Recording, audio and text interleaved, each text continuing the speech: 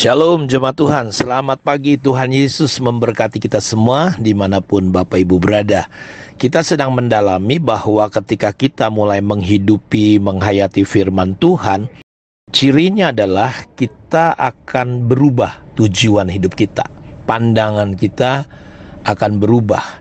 Betapa pentingnya kita memahami pandangan kita dan tujuan kita berubah. Dalam kitab Amsal pasal 29 ayat 18 dikatakan, bila tidak ada wahyu, menjadi liarlah rakyat. Berbahagialah orang yang berpegang pada hukum. Kata wahyu di situ menggunakan kata vision. Jadi jika tidak ada tujuan, maka menjadi liar rakyat. Jadi saya mempercayai ketika kita mulai mengenali Tuhan lewat firman Tuhan, tujuan kita pasti berubah. Pandangan kita berubah tentang banyak hal. Kita sudah belajar kemarin bagaimana Petrus pandangannya berubah.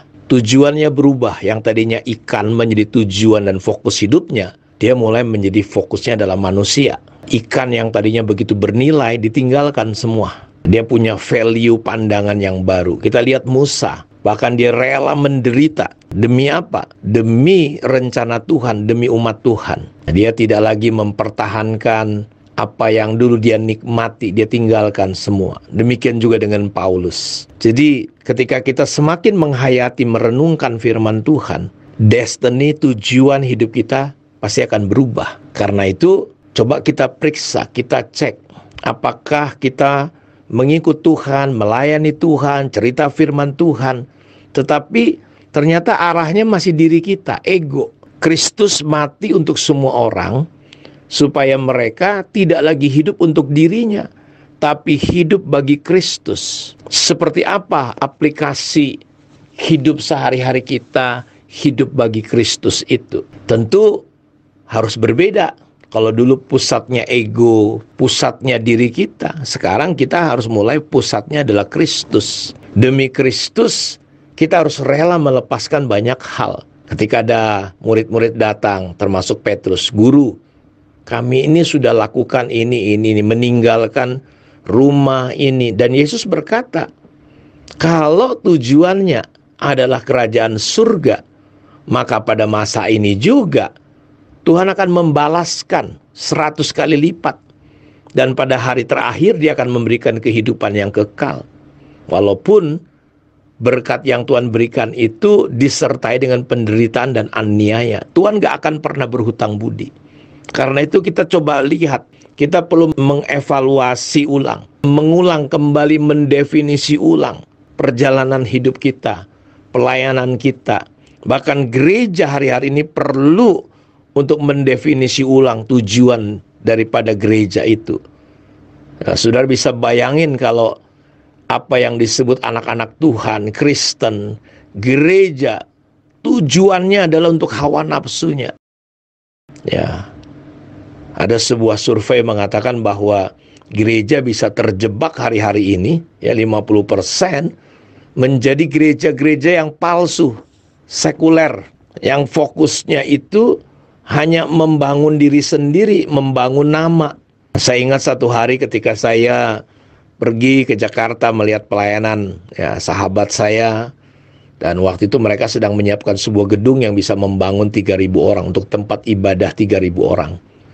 Tentu kisah dan cerita dia adalah kisah gedung pelayanan 3.000. Saya waktu itu masih baru 150 orang.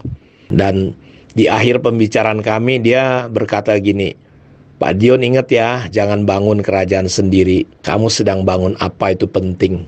Dan saya pulang, berhari-hari kata-kata itu muncul.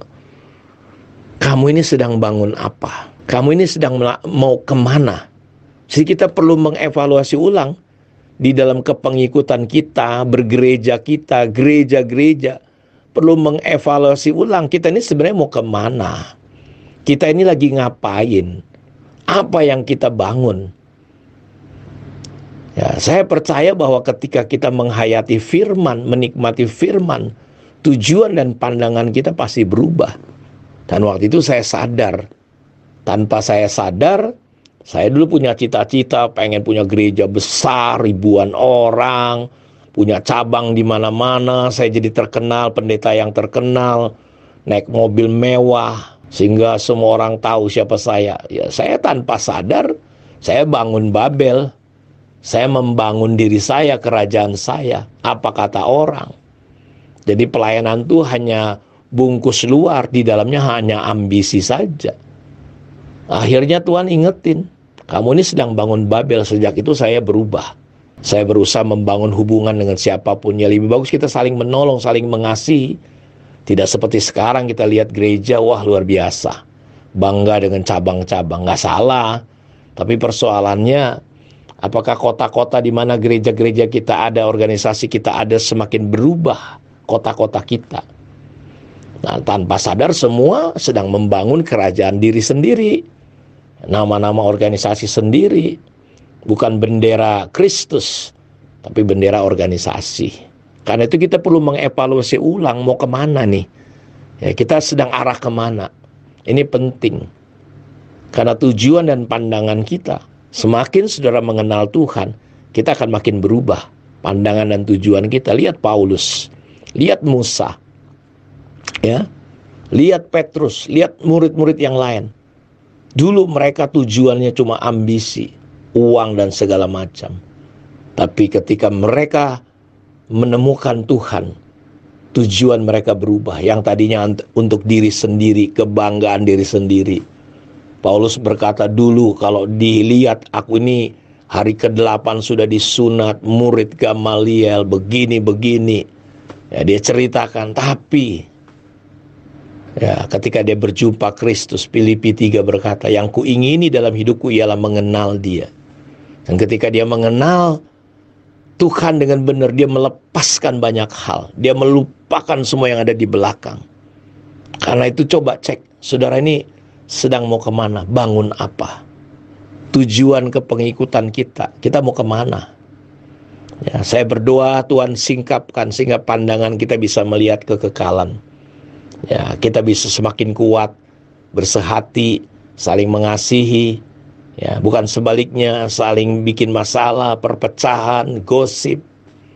Ya, saya berdoa biarlah Tuhan ditinggikan. Dan dia janji, kalau tujuan kita adalah kerajaan surga, saudara, saya percaya ada pembelaan Tuhan. Ada Tuhan yang menyertai kita. Karena itu ketika kita menghayati firman Tuhan, kita tidak akan berputar-putar pandangan kita. Kita melihat orang beda. Kalau dulu kita merendahkan orang, melecehkan orang, sekarang kita bisa mengasihi orang. Nah, kita memperlakukan pasangan kita dengan benar, anak-anak kita, orang tua kita, bahkan gereja di mana kita ada.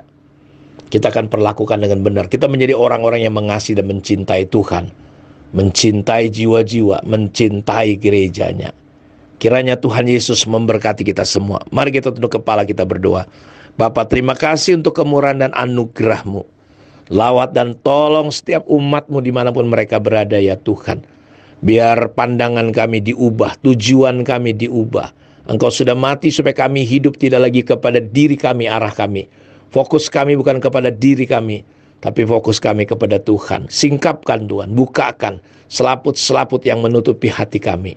Terima kasih, diberkatilah semua umat-Mu, yang sakit disembuhkan, yang lemah dikuatkan, yang susah dihiburkan, semua tekanan, himpitan dilepaskan oleh kuasa-Mu di dalam nama Yesus. Kalau ada yang sakit, jamah Tuhan saat ini juga. Terpujilah Engkau Bapa.